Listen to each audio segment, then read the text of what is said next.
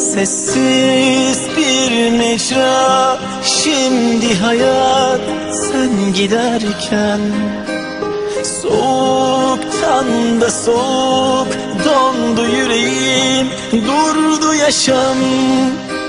Savaş sonrası gibi kalbimin içi kan ve revan.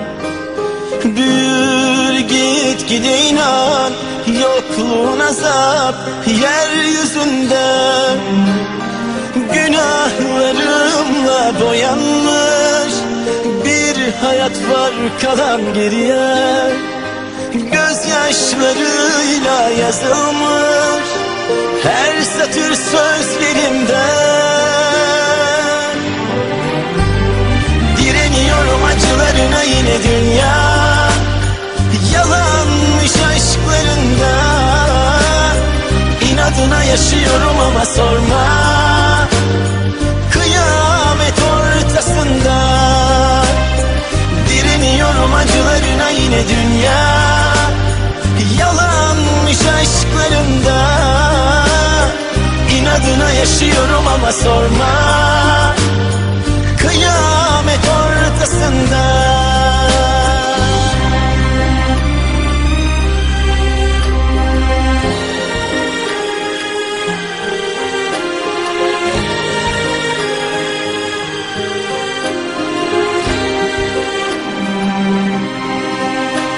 Savaş sonrası gibi kalbimin içi kan ve revan.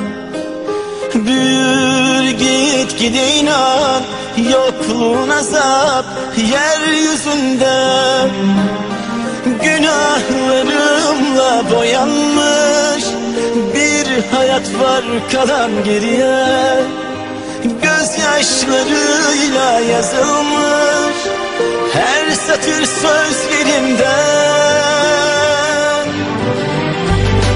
Direniyorum acılarına yine dünya, yalanmış aşklarında. İnadına yaşıyorum ama sorma, kıyamet ortasında. Direniyorum acılarına yine dünya, yalanmış aşklarında. İnadına yaşıyorum ama sorma, kıyamet ortasında.